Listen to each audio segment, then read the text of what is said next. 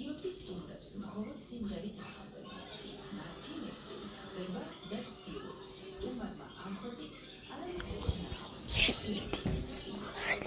ასობს სოფლებს, გზებს, მატჩებს, რომელთა შესახებაც ყველაზე საინტერესო ამბები სწორედ ადგილობრივია.